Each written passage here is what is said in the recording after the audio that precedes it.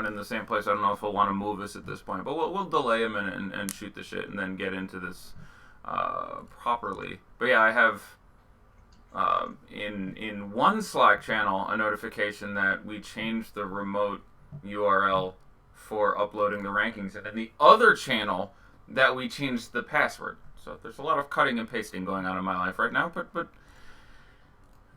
got to make you earn it on these 6-game Tuesdays, our new live of full robust Tuesday options. Hey, I'm excited about a hot sixer. I slacked Josh. We'll see if we could figure out. But hey, if you're with us, if you're on the right channel right now, congratulations. You are on the right side of victory. Josh not sure restream was set. Okay. Well, we'll keep talking. Let's just, I guess, start with some of the higher level stuff before we give into. Let me find it. Let me find it in YouTube and then drop it in and then retweet it. So that'll some number of these poor souls are following me. Okay. I slacked Josh. We'll see if we could figure out. But hey, if you're with us, if you're on the right channel right now, congratulations. You are on the right side of victory. Nope. Dropping off. All right. Yeah. Does Josh not? Okay. Seems like that one is over. That stream is now over. Yeah, we're on the right one. I have us. Okay, now we're on the right one. All right. Hey. I have us in live before lock. But if you are in an alternate dimension stream, welcome to the correct timeline. We are on it now. There was some double video posting, but all the universes are merged together, so now we can start talking here. I want to talk about Hawks Thunder because beginning of the day, Eddie, I was not so sold on the DeAndre Bembry chalk situation. Now Jeremy Lin is out. Now we're not getting more than 20 minutes out of Taurean Prince. He was rumored to be at 20. Now he's capped at 15. What are you doing with this game? It's going to be super duper chalky, but to me, it seems like it has a pretty decent chance of blowing out. Yeah, I expect this to be an incredibly low-scoring 6-game slate. I think generally trying to, compare slate to slate, I've seen a couple tools recently which are like, based on previous slates, we think this will be about the cash line and the games you should target. I find to be one of the most asinine concepts possible. I consider that preposterous. That being said, were you to attempt to compare this slate to other previous... Oh my god, let's kill some notifications real quick, because that's going to get really annoying for me and... Oh my god, stop! For me and everyone else assembled. But let's... I think we should go ahead and... I think this will be a legendarily low-scoring slate. Like, I think this should be really, really, really impressively low-scoring today. I don't like anyone. Like, if you go to... and we pick a site and look at the top-priced guys... I don't like anyone. There are issues with every player. Obviously, some people are going to hit something that resembles a play of value, but I do expect this to be one of the least productive six-player slates possible. Sorry, I'm still trying to get all the information necessary for me to change the passwords. You there? Yeah, I'm here. I'm sorry. I thought you were actually just going to keep going. The password's not ideal for updating rankings, but Eddie is updating his rankings. If you are not in the loop right now at Awesemo.com with a premium membership, it's a good time to do it. Get 50% off your first month with promo code Live Before Lock. It's right there on the screen if you want to take that. But you also get Eddie's rankings when they're uploaded and the passwords are set right, as well as Josh's projections. A lot of people chipping on those projections now to make sure they are like an Italian chef would do, just magnifique. And also, of course, Awesemo's rankings and ownership projections as well. So go use that promo code Live Before Lock now for 50% off. Let's see, looking at the questions. And also, Premium Slack as well. Premium Slack, we're going to get their questions answered first today. So there's another feature of Awesemo.com Premium if you're trying to get on there. Okay, I'm going to just drop a file in the Premium Slack chat because this is being a pain in the ass, and I just put in the new password I was given at the new address I was given, and it didn't work, so... wasting too much time. So in the Premium Basketball channel on the aforementioned Premium Slack, I'm just dropping a file which hopefully people will be good enough to throw in there. So give me 10 seconds to do that, and then we will get back to work. So Eddie's going to drop his file. And technical hiccups here at Awesemo.com, I don't think that's a possibility. We're above reproach in every possible way technically, I'm sure, including running multiple shows at once. Make sure to also hit the like button right now while Eddie finishes up his stuff. That does help us out quite a bit, especially when we are frazzled and things are going wrong left and right. So throw us a like. Dennis Schroeder or Bam Adebayo. We're going to talk about this game, obviously, with the Thunder at length. Dennis Schroeder is a guy who is one of many in a revenge spot today. Schroeder is someone who I'm intrigued by. Despite that, I think the revenge spot's maybe a little overhyped, especially for Jimmy Butler. But Schroeder is a guy who's put up over 32 fantasy points in 2 matchups with the Hawks this year. This is his first one in Atlanta. I think he's an intriguing play. He would be even if he didn't have that little boost, but I'm into him. Eddie, how are you looking over there? Good. Dropped him in the Slack, and moving on, I will readdress with Tech later in the day. Let's do it. All right, so tell me about Dennis Schroeder. Tell me about DeAndre Bembry. Give me all the chalky guys here who might be of relevance to the people.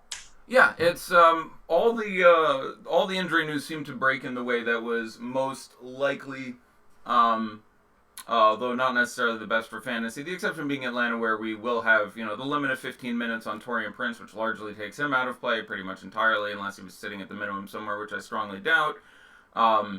Which means we should get the full wing run, especially with Jeremy Lin also out for Bembry and Huerter, and they both make a fair amount of sense. Pretty unlikely both of them will savage this matchup. It seems good one of them will get there. I like them both at their prices.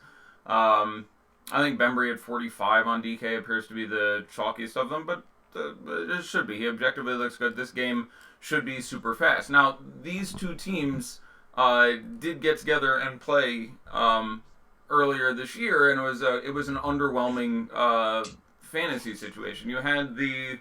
They played in Oklahoma City, and you had the Thunder win by 15, and nobody was really inspiring. For the Hawks, you had 37 out of John Collins led the team for fantasy points. Next highest was Alex Len, who is maybe my favorite player on this team at this point, who had 30. I see him being talked about a lot in chat. I thought he would be less popular than apparently he is. But value is pretty shitty when you get into the cheaper guys. And against Steven Adams, with no Dwayne Dedman, there's just any number of ways you get 25, 26, 28 minutes of Alex Len. There's a floor there, but the tournament upside is massive. But yeah, in the game when they played earlier this year, Paul George had 35 in his 29 minutes. Russell Westbrook had 51 in his 31 minutes. Steven Adams had 34. Dennis Schroeder had 36, second highest on the team. Nerlens Noel had 33 in his 16 minutes. But it was just a situation where we were in a similar situation with this game should be a track meet. Lots of guys should be good, and a few guys were okay. Schroeder was legit good, but it ended up being a pretty devoid fantasy game, and it stayed pretty close. It was a 15-point game. It was a 15-point game going into the fourth quarter. So that's not apropos of a lot, and again, it's a small slate. We don't have a lot of options to choose from, so I do think it is not surprising that so much of the ownership is focused on this game, just because with no Dedman and no Len and the limited time for Taurean Prince and the fact that their prices are all limited, the Hawks are one of the teams we can choose to target the most here. The issue with the Timberwolves and the Thunder and the 76ers is all the guys are priced about where they should be priced on most sites. So the Hawks actually, the guys at those prices in a game that should pace up, again, with limited due to the number of players available for the team, seems like a spot where, some of these guys should certainly be good. So, a few players on the Hawks should be good. If you look at the Thunder, maybe a few players there should be good. This game stays close. You're going against the Hawks. Pace up.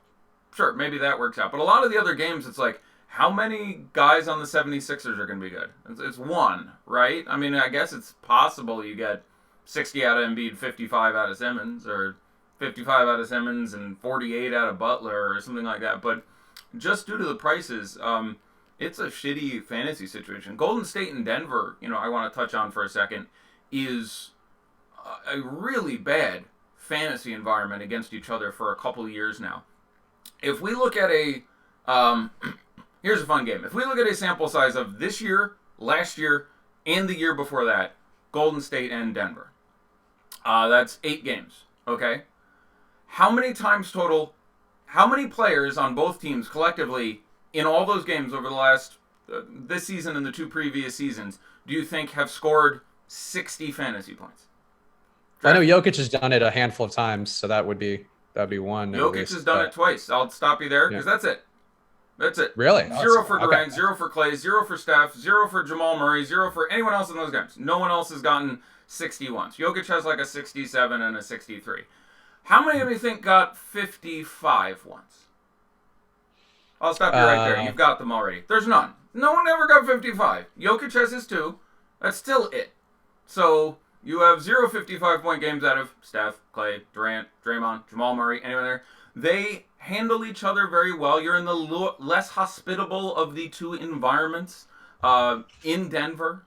Denver, especially if Gary Harris is back in, the lineup is muddled. If you have Gary Harris out, I really like Monty Morris. If you have Gary Harris out, I think you can very safely play Malik Beasley. There's some plays there. You can play Jokic, certainly, because he has a giant upside in the spot. Again, we mentioned the two 60-point games, but there's also, if you look at those 8-game sample, again, I think he may have only played 7 of them, but his other 4 are something like 40, 44, 47, and 49. So there's plenty of floor there as well, and they cost infinite. So, it's a legit bad environment. You sit me there on DraftKings and go, you have to play someone on the Warriors. I'm going to sit there for a while and then probably play Draymond, who's looked like dog shit, but 6,300 is 6,300. And, if you want to look for the highest scorers of the Warriors over that time, it's Steph and Draymond both have a 54. Again, so this to me seems... Sorry, not to cut you off, but Draymond is also the highest owned player out of that group as well. Just to address your point, besides Jokic in that whole that whole Nuggets Warriors game. So I guess my question then is, because we have, and we're going to obviously spoil this in a second, but the top 5 guys are Hawks. Top 5 owned guys are Hawks on tonight's slate. So is it just at this point worth throwing out stacks of other games with maybe like one piece of value from that game and one piece from here or there? Like, to me, that seems like the approach here is just to stack everything else because nobody's going anywhere besides that Thunder-Hawks game. Sorry, the top 5 owned guys are Hawks? Correct. Sorry, yeah, really, we'll tell you which top 5 in 8 minutes. That's unique. So it's Young, Porter, Bembry, Collins. It's not going to... Other starter. Sorry? The other starter, Spellman. Spellman, right, of course, $3,800 Spellman. Right, he slipped my mind for a minute, as he is wont to do. Yeah, so it's all 5 Hawk starters. That's pretty amusing, but... And the next 3 are Thunder starters. Right, Westbrook, George, Adams. No, I'm sorry. Grant, I stand corrected. It's going to be Westbrook, George, Grant. Yep. Yeah, and Adams will be lower. Okay. Yeah, that sounds about right, which is pretty... I can't wait to see that ownership. That's amazing. Yeah. I have very little to add, but what I was saying was one of the reasons, you look. I'll look at FanDuel because I think it makes my point a little easier and the prices are a little worse. But let's look at the most expensive players on FanDuel, just from the top all the way down. Russell Westbrook at 12,000, I think is fine. That's obviously a superlative price, but if the game stays close and we're in Atlanta, which makes that a little bit more likely. Yes, he can obviously trash the shit out of that number, and it's the best matchup he's going to have, and that's fine. So I kind of like him. Giannis at 11.9, I don't like. Towns at 11.2, I don't like. Jokic at 11.1, I don't like. Embiid at 11.1, I don't like. Durant at 10.3, I don't like. Simmons at 10, I don't like. Curry at 10, I don't like. Paul George at 9,700, I like. That's 2. Devin Booker at 85 in Indiana, I don't like. John Collins at 84, I don't like. Oladipo, I guess I kind of like in tournaments versus Phoenix, but everybody's healthy. We had 3 questionable dudes. They're all fine. Jimmy Butler at 82, I don't like. Sabonis with everyone healthy, I don't like. DeAndre Ayton, maybe. So it's just literally none of these guys are worth these prices. So it's this really interesting situation. And especially with the lack of value, I feel like, trying to go balanced and get games out of, TJ Warren and Derrick Rose and Lauri Markkanen and some of the other plays that I think are interesting on this slate. Seems like the place I'm most compelled to go with super chalky and super bad value. Like Amari Spellman, famously, I was too fat to play in the NBA. I believe was his somewhat exact commentary when they're like, "You've been struggling." He's like, "I've been too fat," and it's like, okay, well, points for honesty. Next question, but new year, new him. Yeah, no, exactly. So all right, so let me think about some other things to talk about here. So look, I really do like. Alex Len. Amari Spellman should have, I think we can say, so I don't have a good read on Amari Spellman. Let me start by saying that. He has not played more than, I'm going to guess, somewhere in the 200, 300 minute range this year. He had a couple games as a starter before. He had games where he started and was incredibly good, where you're like, Jesus, Amari Spellman. He had a 50 burger at some point, I seem to recall, where he did steals, block, double-double in the whole 9 yards, and then had other games where he played 30 minutes and did very, very little. And certainly environment in which you can see him having some trouble. And that being said, they really want to keep John Collins at the 4 for some reason. Now, it wouldn't shock me to see that reverse today, especially if both Spellman and Len got in foul trouble or something like that, which with, Adams and Westbrook and George, certainly not an impossibility. But, yeah, I really like Alex Len. I have him and Spellman. I have in my best GPP lineup on FanDuel right now. I have both those guys, and I feel just fine with it. Spellman is just $3,500 power forward. They're collectively under $8,000, so I don't really have much of an issue having them next to each other. But Len, especially being apparently no higher than the ninth highest owned player on the slate, and all the other Hawks being so chalky, that does seem like a fairly logical move. I expect a few of these guys to be good. Not all of them, and there is some danger of a blowout, and this is a frenetic but occasionally really, really potent Thunder defense. And again, we have one game sample to look at what happened this year when these two teams got together, and there were, nothing was really that goddamn exciting. So,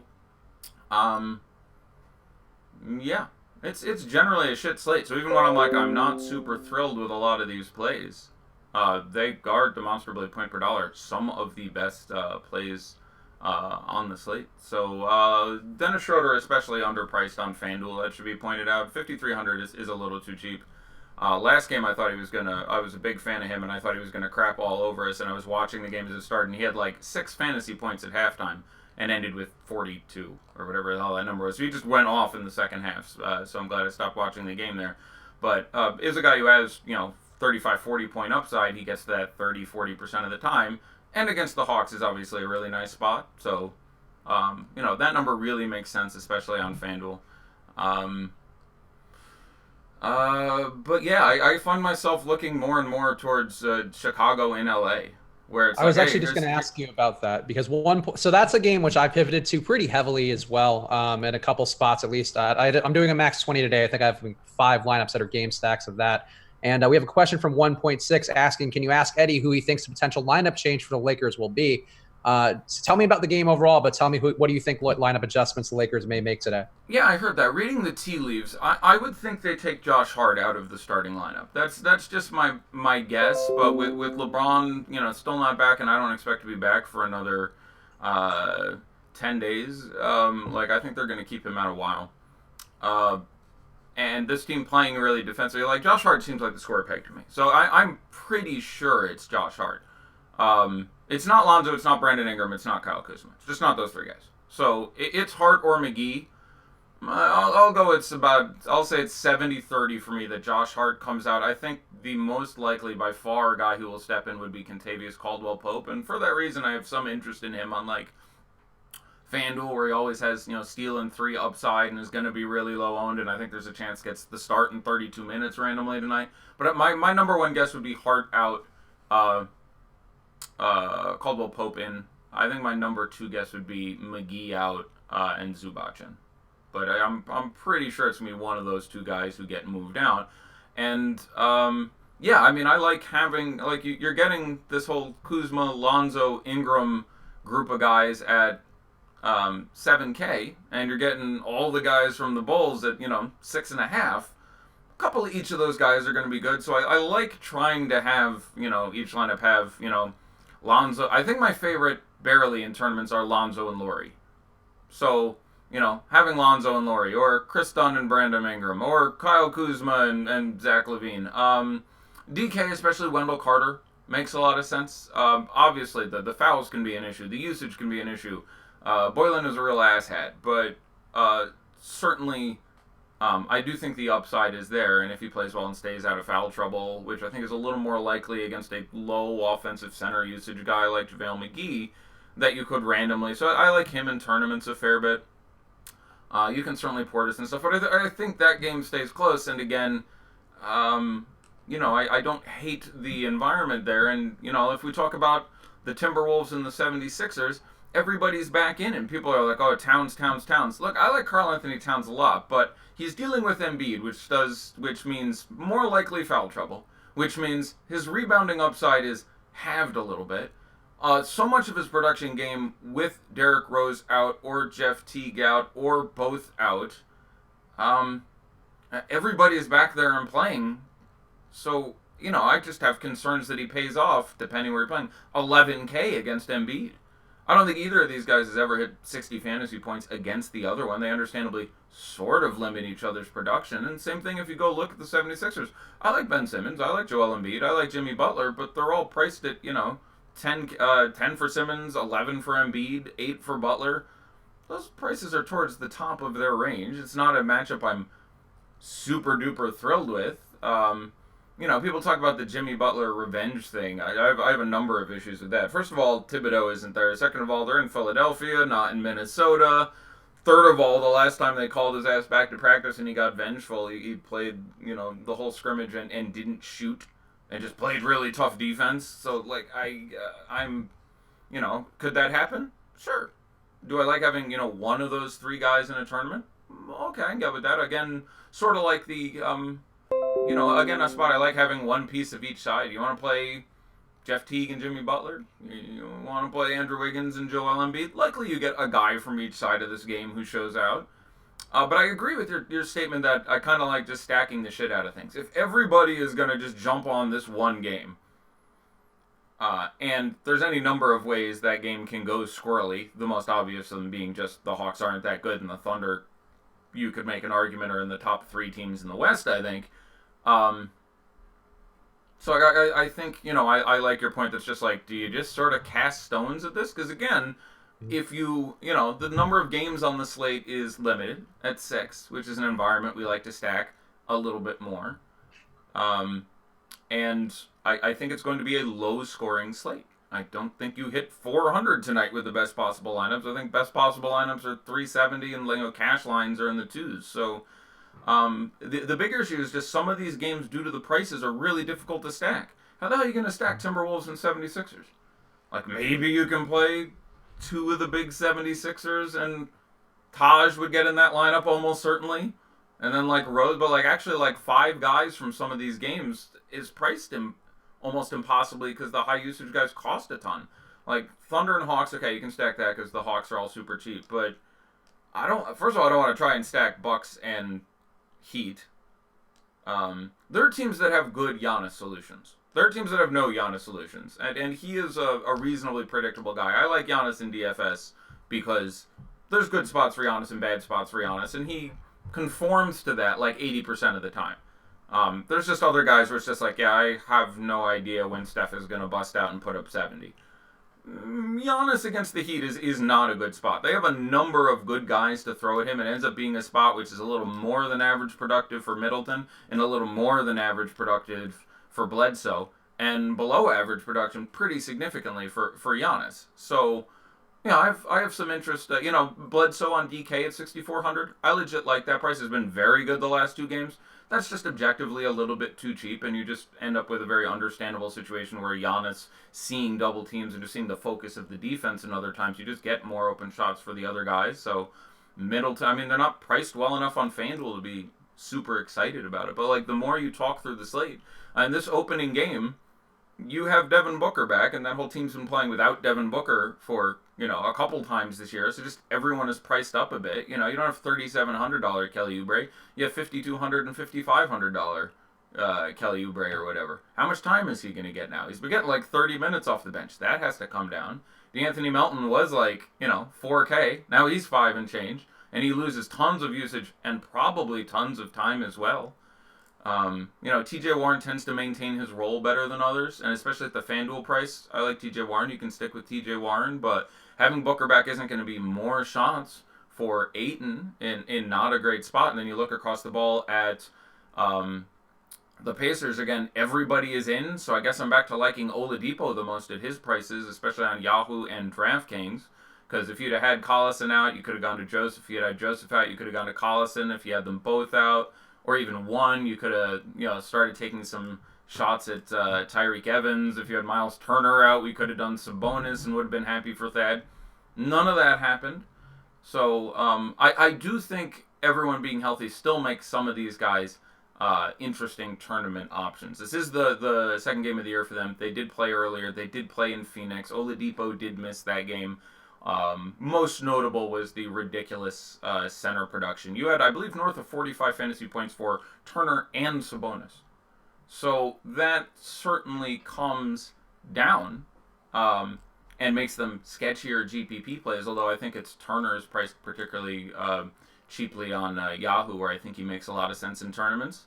But it is an exceptional matchup for the bigs, but at this point everyone's there, so it goes from a situation where 2 or 3 guys were going to be good and we could make a good guess at who they were for there's now 6 playable guys on this deal. Like Bojan is not out of play against the Suns. So like, yeah, a couple guys are going to be good against the Suns, but now there's 7 guys it could be. Good luck guessing which 2 it's going to be. So really turned into I touched on every game for a little bit there, but as a slate, there's like, I like Alex Len a lot. I'm curious how owned he's going to be because I just think there's just any number of ways in which he get in there. And without Dedmon, he may foul out in 17 minutes. He may get 2 fouls in 2 minutes, go back in, get a 3rd foul in 1 minute, and not foul out, but just end up with really limited time due to foul trouble. But outside that, or something out of Amari Spellman, I don't expect. I'm dubious. So I like being a little overexposed to the Lakers game. I do think, given how shitty I find several of these other games at this point, that makes sense to me. Like, at their prices, I legitimately like Levine, and Markkanen is my favorite of the Bulls. But Levine, Markkanen, even Dunn makes sense for me. Lonzo, Ingram, Kuzma. You could very possibly have, 4 of those 6 guys get there. I would guess the over-under is like 3. So I'm a pretty big fan of taking those guys at 7 as opposed to some of these other guys at 8, 9, 10, 11. So that's me rambling for a while. We can do some daddy like or something. Yeah, let's do the halfway point daddy like. Just one quick last point on that Chicago game, which I'm sure we'll go back to. Levine's usage rate has been up to about 32% to 42% over the last 3 games, which is closer to where he was earlier in the year, and he was smashing value. He loses some assist upside to Dunn, but I think he's a pretty interesting play with how he's been getting the ball back in his hands again, because it seems like they had to feel each other out a little bit for that flow. Yeah, and Lakers have given it up pretty sweet to that position. Though it is worth pointing out that if you replace Josh Hart with Kentavious Caldwell-Pope, that situation gets noticeably worse. I don't know. Hart's a pretty good defender too. He's above average, but he's better on ball than like systemic. I just think you end up with many fewer open shots when you have KCP out there. I would need to watch more of that to be certain of that. I haven't seen a lot of Lakers basketball just due to them being all West Coasty, but that's where I come down on that. Those West Coast bastards! How dare they? I'm old. How dare they 2 blocks away from me be doing that to you? I'll go yell at him if you want, Eddie. You need me to. Yeah, please. Let's go through the ownership, guys. I hinted at it before, just to make sure that we didn't have an update come through while we were talking. Ownership update. Okay, there was an update around the time, but here it is. Our top 5 guys. Number 1 with a bullet at 46%, DeAndre Bembry. How does Daddy feel about that one? Yeah, 46% is obviously too high. It's a fine spot. There's any number of ways in which he is good, and there's obviously at that price much harder for him to disappoint you. But at 46%, yes. I mean, it's going to depend on the differential relative to other guys at that place. You're ending, it's like Huerter on DK again, because this changes a lot site to site because the prices change dude to dude. But, Huerter is like $700 more. If he's half owned, I would much rather play Huerter. If he's 3/4 is owned, then I guess I'll just stick with Bembry because they profile pretty similarly and I'll save the money. Yeah, Herter, I think so. I've been team Herter for a while. He's number 2 on this list at 41%. As somebody who's ridden or died with Kevin Herter more than probably anybody in the DFS community, and I was right on his game against Philly.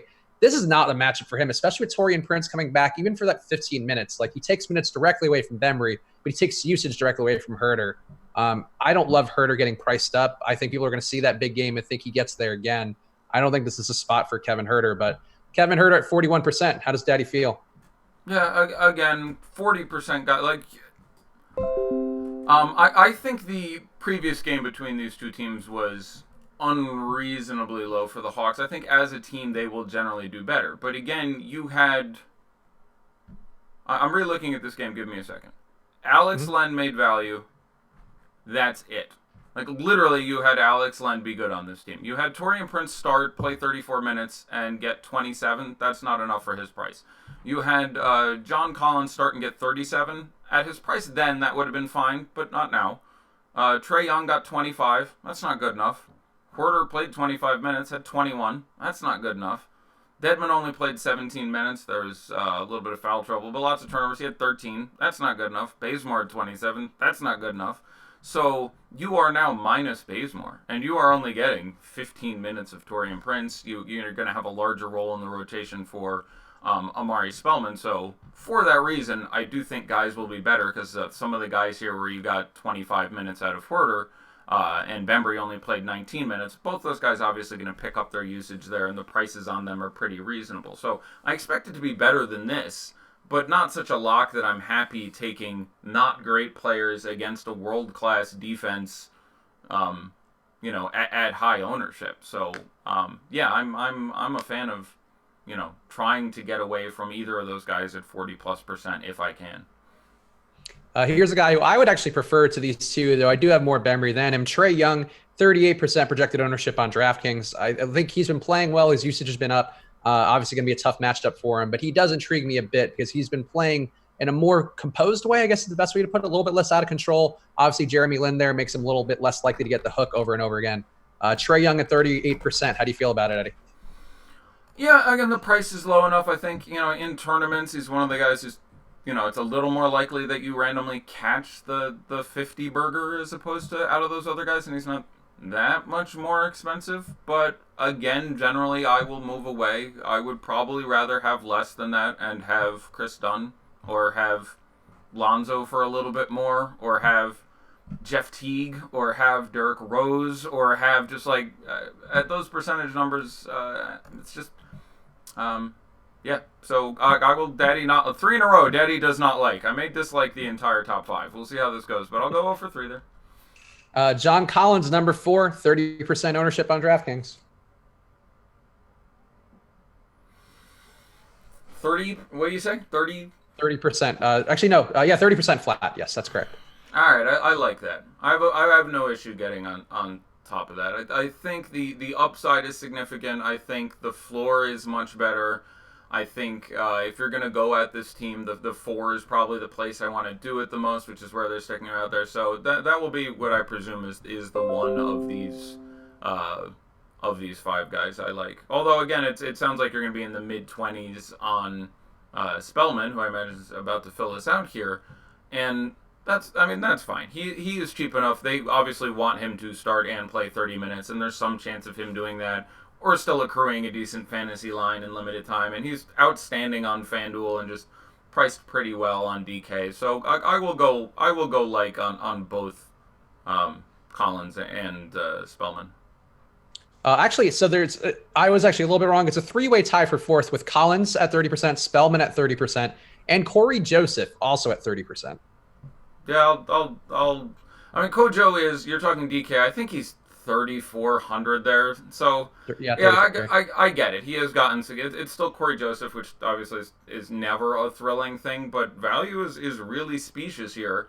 I would have really liked 15% Corey Joseph, but 30% Corey Joseph, no, I'll look around and see, what other interesting value we can find. I mean, talking about, tournament value, it's site dependent, but Dario Saric, I think, is at least cute in the matchup if you're looking for a way to have some fun. On DK, I would rather play TJ McConnell.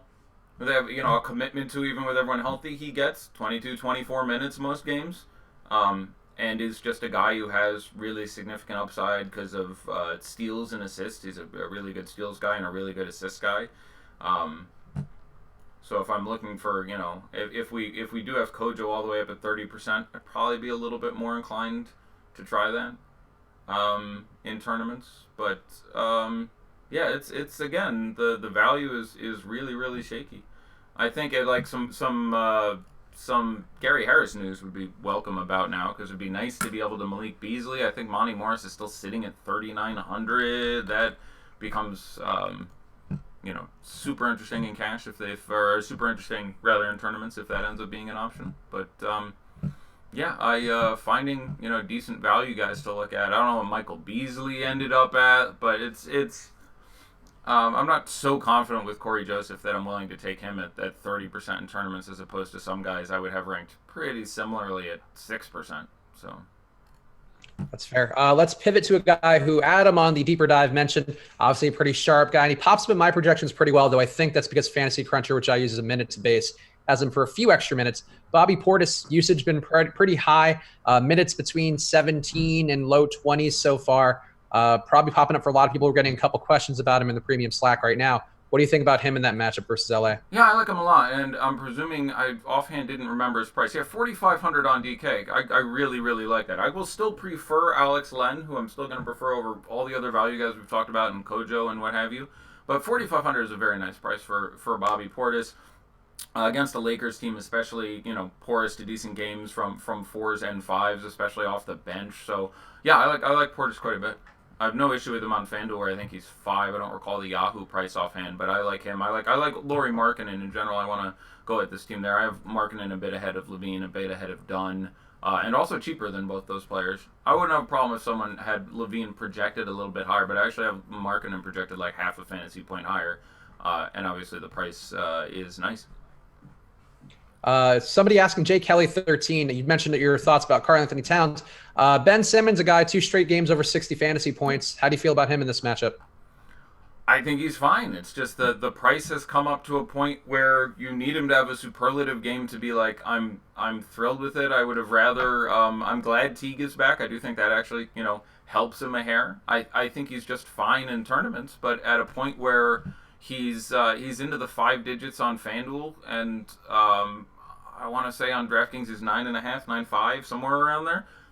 That's good. He has the possibility to pick up a triple-double there. Like if I saw Ben Simmons in a tournament lineup, especially without either Butler or Embiid, that makes sense for me. And again, I like having a guy from each side of this game. So, and not even counting Taj as more of a value play. So if you want to have Simmons and Towns as your spend-up options, sure, I think that's great. You want to have Simmons and Wiggins, that works good. Wiggins probably 4th for me on this team. I'd rather take a shot at Teague, who I think probably gets his complete time because he practiced fully yesterday. So I don't think they're going to take too much off him. I think you get 30 minutes out of Teague at a really, really low ownership. So, I'd probably slightly rather play him than Rose, though Rose, where he's only 5,900, certainly there's an upside there as well. So I like Simmons in a tournament, but it's not something that projects brilliantly for me. Just one quick thing to address the YouTube chat. Raymond Zabel saying games in ATL, who cares in all caps? All caps are usually a sign of usually great intellect. I would say in general, when everybody in the fantasy world is going to be playing this game very heavily, it's very relevant, and people are expected to be playing it at the highest volume by a wide margin. So you got to spend a lot of time on the games like that. Yeah, and it's going to move the line very significantly. So if you're a devotee of this game and trying to get a lot of it, then you should be like, oh sweet, they're playing there. There's a better chance it stays close. And if you're not playing this game, you'd be like, oh, I wish it was somewhere else. I think that it'd be more likely that the game blew out if they were in Oklahoma City. I don't think. I think he was just shitting on the Hawks in general and saying we shouldn't be spending time talking about the Hawks when clearly you have to talk about the Hawks. Yeah, I mean, they are overrepresented. Okay, there are too many people playing the Hawks. If they're the top 5 highest owned players against the Thunder, that's too much. Like, they are overrepresented. So in general, and I disliked the top 3 guys for that reason. Just like, they're not that damn good. It's simply the easiest way to put it. Like, these guys are fine and they're cheap, but somewhere between 2 or 3 of them are going to end up being disappointing. You are not going to get 40 out of Trae Young, 30 out of Bembry, and 30 out of Kevin Huerter. It's just not going to happen. Paul George is going to make somebody look stupid more than once. So, they are probably overrepresented in the field, but you have to talk about them. They're the best team tonight, relative of expected fantasy points and prices, so you have to go there. I don't think Hassan Whiteside is out of play, and no one is going to talk about him. I was just going to ask about him, because Kwame Nation actually asked about your thoughts on him, particularly on a low-scoring slate. Yeah, that's a smart dude, and that is a good place for your mind to wander to, in my opinion. He's been For me, it basically comes down to I expected him to lose more time the last time they played the Bucks. I went in there and it was during one of the times where Spoelstra was in his relatively low on Hassan Whiteside, mood, and I thought, oh, there's a real chance that this turns into a Bam Adebayo game because Whiteside chasing around Brook Lopez doesn't feel good to me, and Whiteside trying to stop Giannis feels worse for me than Bam Adebayo trying to stop Giannis, and I thought I was going to get a lot less Giannis time, or a lot less Hassan Whiteside time, and I didn't. He played like 28 minutes in that game. So, with none of the other center options being either A, not preposterously expensive on most sites, I have a non-zero amount of interest in tournament Hassan Whiteside if there's even a reasonable chance that he bangs out that amount of time. So, I expect him to. I'm curious what we have his owner projection for. I bet it's like, I'll go 6%, something like that. We've got him actually at 1% right now on DK. Yeah, it's going to be, I'll go over 1, but it's going to end up being a really small number, and due to the overall shittiness of the slate, and like his price at a point where there's a real upside. I don't recall his line in that game. I remember he didn't have a block, which I found odd, and he had close to like a low end double or something, but just. There's some chance if you get 28 minutes of Hassan Whiteside, he falls ass backwards into 40 fantasy points, and that could be an incredibly good line in the situation we're dealing with. All right, let's burn through some questions here from the Slack since we spent a lot of time talking about all this stuff. Thoughts on Corey Joseph? Thoughts on running Portis and Carter in a DK GPP in the hopes that Lopez gets a DNP? Right, that's interesting. Well, certainly Portis I like. I mean if Rolo, due to potential pending trade, gets held out, the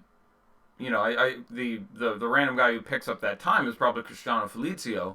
I have no issue with you running Wendell or Portis anyway because I just like them as plays on their face. Paying $6K for Wendell Carter on FanDuel doesn't feel wonderful, but outside of that, they're priced to move anyway on a slate where nobody's that good. I'm just trying to find guys who have an upside, who are cheap, and they both fit the bill.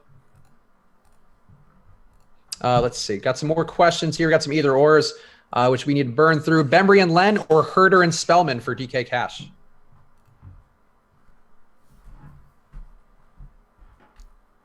Eddie, you there? I am here. I will say for Cash, it's Herder and Spellman. Okay. Ball or Young for DK Cash? Cash, I'm still going to take Lonzo Ball. Teague or Rose? I will take... I would probably play Teague barely in Cash and Jeff Rose barely in a tournament, but Derek Rose barely in a tournament. I have them pretty damn similar. So I'll go barely Teague in Cash, barely Rose in a tournament, but I don't have a strong preference between the two. How about Herder or Schroeder? No site given. Herder and Cash, Schroeder in tournaments feels right. Anything on Holmes from the Suns? He's a guy that projects well for me, but obviously not guaranteed a ton of minutes, but maybe a decent spot versus the Pacers with all their bigs. Any Rashawn Holmes love for you? Sure. It's a guy who has an upside still cheap enough that he can easily get on top of it. No reason to think this is a particularly wonderful spot, but it's not hard to imagine, the game falling his way. So yeah, I've absolutely I want to advocate for Rashawn Holmes because his production is largely unpredictable, and it's not a great matchup. You're not like, oh, sweet, he's got, Indiana and Indiana, but I would have no objection to you having any. I'm thoroughly ambivalent. Yeah, I would say a slate on the size, getting a guy who's a high volume rebounder who is going to be close to the basket is at least a good thought to have, whether Sure. it wouldn't play a ton of them, obviously, but Yeah. I think, could open some value. For FanDuel Cash, would you go Corey Joseph, Schroeder, and Giannis, or Trae Young, Levine, and Brandon Ingram? The second one for Cash. Would you go Ball or Dunn for a GPP? Ball for me. Yeah, I think Ball's interesting. Markkanen or Kuzma for a DK GPP? I mean, if the money isn't doing anything for you, I will stick with Kuzma. I haven't projected a little higher. I think the upside is a little higher. Floor is a little higher. Like, it's just a better play, and I don't expect him to be so owned that the differential should make much of a difference. So. And putting up 20 shots, 3 out of his last 4 games, which I think he's sleeping on the Kuz a little bit. He's doing some work. Rank these 3 for DK: Bledsoe, Markkanen, Trae Young. Just on raw points. Raw points? Yep. I have Bledsoe, Young, Markkanen all within 2.5 points, but I have them in that order. Ingram and Taj or Ball and Looney for a DK GPP? Ingram and Taj, I think. Winslow or Richardson or Bledsoe for a DK GPP? I'll stick with Bledsoe. Good for you, though, Peasman. Go into a different game. I respect that. Yeah. Would you play Len and Spellman together? I have no objection whatsoever on FanDuel, because you can drop one of them and quite possibly have no issue doing that, and one of them should be very good, and you're guaranteeing you get that one, and you don't get stuck with the other one. So that makes a lot of sense. I have no objection on FanDuel. Other sites, it's fine. There's a number of ways they can both get there, but it's certainly not ideal. So not impossible, not feeling horrifically if that's what I do, but certainly not plan A. What about Alex Len and John Collins together? That doesn't bother me at all. It's almost irrelevant. Try to run it back with someone else, but I'm just fine with it. For FanDuel Cash, Zach LaVine, Wayne Selden, or Taj Gibson, or Schroeder, Herder, and Saric.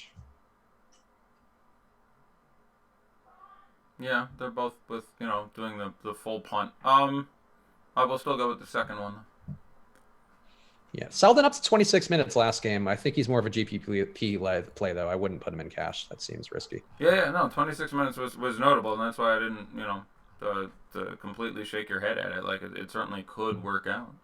And again, on a slate like this, where it looks like it's going to go bad, then yeah, that's the sort of thing you're keeping your eyes open for. JJ Redick or Herder for a FanDuel GPP? I'm going to stick with Herder. Especially on FanDuel, where the ownership will be a little less onerous. Not a great spot for Redick, as I recall, and they do a decent job there. So yeah, I will stick with Herder there. I don't think Redick is out of play. Again, Slate is shady. He's a guy who does carry some sort of upside, but again, FanDuel scoring not particularly well disclosed to him. Most of the time, Wiggins should be guarding him. I think I saw a question fly by me asking who guards who. I actually expected to go that way, but not a great spot. But again, shit slate priced a little better. I think it's 5,600 FanDuel and DK, so the FanDuel pricing is a little bit better relatively, but that is towards the top of his price range. All the rest of the big three are in. It's tough. Would you go Paul George or Oladipo for a FanDuel GPP?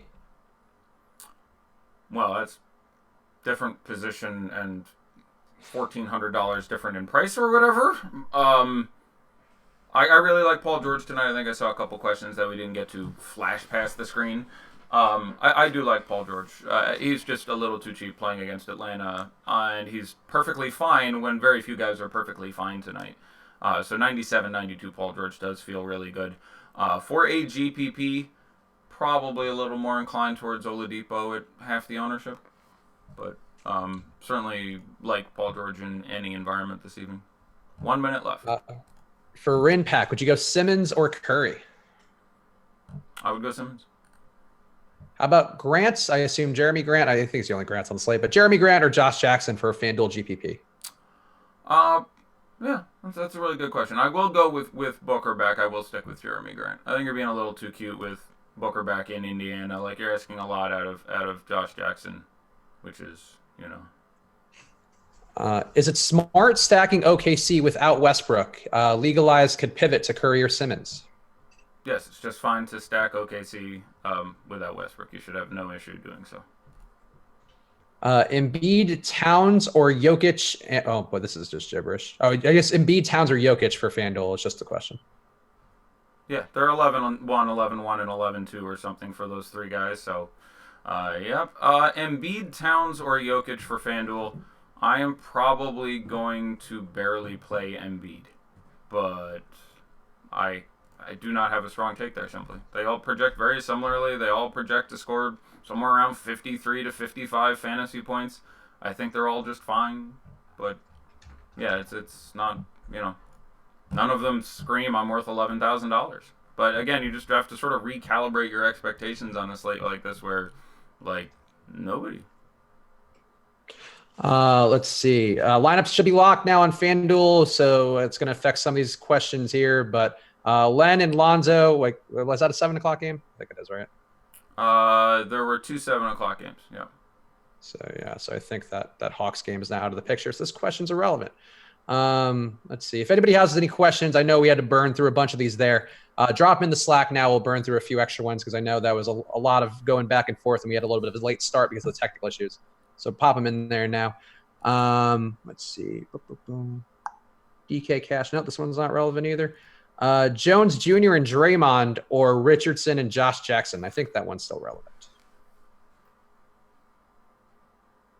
Jones Jr. and Draymond in a tournament. Derek Jones Jr. isn't crazy. Has had a couple decent games. Still sitting, I think, at the absolute minimum on Yahoo, by the way, which seems worth pointing out. Might get 15 minutes. Might get 25 minutes. The rotations there are obviously a mess, but always carries a decent steal upside. He's turned into a really good steals guy, which just, he used to be basically a dunker. So his development has been really impressive for me. But I'll go with the former one in tournaments for two guys who do have a real upside relative to their prices. Does KCP have GPP upside on DK at his price? I guess if you think he might pick up a start, then he probably has extra appeal potentially. Yeah, no, absolutely. Hawks game's at 7:30. Okay, never mind. So I guess we can still take a few more Hawks questions then. Len and Lonzo, or McConnell and Whiteside? I guess it's McConnell then. Fuck. Well, never mind.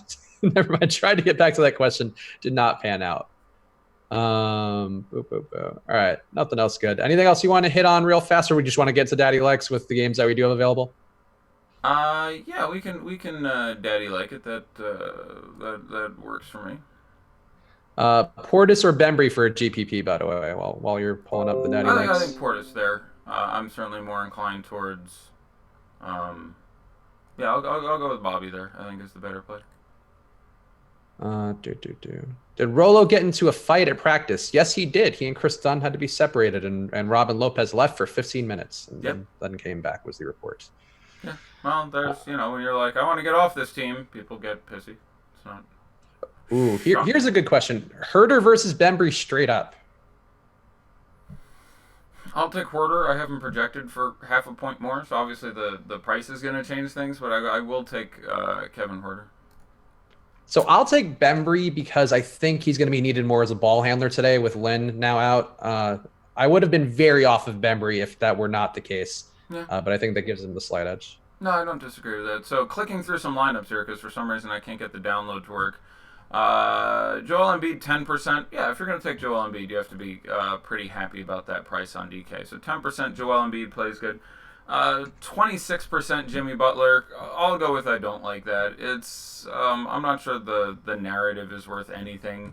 Though he is obviously. I will say that you always want to have variance and randomness in tournaments, especially in situations where there aren't as many clear plays.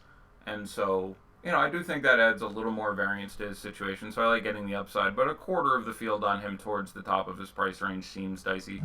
9% Ben Simmons, Daddy likes that. 11% Taj Gibson, Daddy likes that. That makes a lot of sense.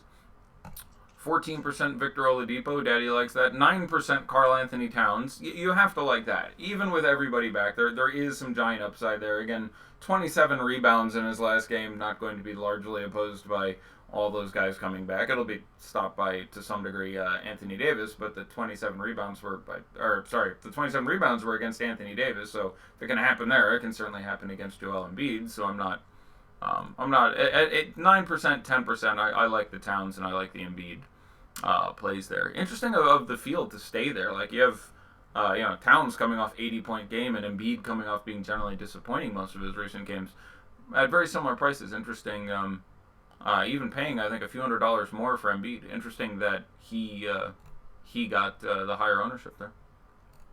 Derrick Rose 4.5%. Daddy likes that a lot. TJ McConnell, who I mentioned, 7%. Daddy likes that a lot. It's just trying to pivot away from some of this chalk. 15% Kojo. Okay, so that's much more tolerable. 15 versus 30. I'm just fine with Kojo at 15%. And I'm coming to the end. Thaddy Daddy at 6%. Daddy likes, that's fine. I'm gonna be a fan of anybody who's should get a decent chunk of time against the Suns on a sort of shittier slate. So Bojan or whatever 4 or 5% he is. I haven't randomly clicked onto one of him yet. I'm gonna generally like him at that number. Darren Collison even, who again there was no Oladipo when they played previously, but he had like 40 fantasy points the last time they played the Suns. Certainly something that could happen here. So yeah, I'm gonna like a lot of the Pacers who had their ownership, really slashed with everything that's going on. 0.1% Kyle O'Quinn, that's not gonna be good. So I'm on the click throughs. I'll click through a couple real quick on FanDuel. Yes, there is a lineup in here. And take a look at that, and then we will get underway. What is it? $375,000 shot. People in the YouTube chat both commenting and confused by that. Is my dog in the background laying like a complete asshole with her paws akimbo and up in the air. I don't know what she's doing back there. Akimbo, a word not used enough. 22% TJ Warren on FanDuel. That price is particularly good. Again, 25% Jimmy Butler. Basically same argument. Probably would want to be a little under that, but not crazy. 4% TJ McConnell. Only 15% Taj. A little less than I had expected. So I feel pretty good about him at that number. 7% Kelly Oubre. Again, $5,500 against the Pacers. A lot of the bloom is off there, but we've obviously seen that he is an upside guy there. Dario Saric, 9%. Thad Young, 8%. I like Thaddy, obviously, a little bit more at those numbers. Embiid, 13% on FanDuel. It's interesting of all the high-priced centers there. Yeah, so there it is. I will be back again tomorrow, though it appears I may take Thursday off. I had originally planned on going straight through till Sunday, but I think I'm going to get scheduled off that sucker, and so I will do the 3-gamer on Sunday, apparently. So there we go. So we'll be back tomorrow talking more of the stuff. If you have any more questions, pop into the premium Slack, ask some questions, talk about things. Get in there, get in the mix. Use the promo code LiveBeforeLock for 50% off your first month. You get the premium Slack in addition to all of Awesomo's rankings and ownership projections, as well as Josh's projections and Eddie's rankings as well. Lots of content there to help you get ahead of the field. Check it out now, 50% off your first month, promo code LiveBeforeLock.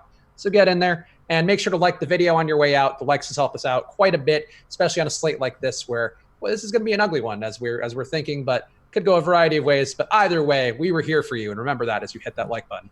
Any parting words, Eddie, before we call it quits? Nope, I will catch everyone tomorrow. Thank you, as always, for your attention and your kindness. All right, thanks, folks. Have good luck. Good luck. Have a good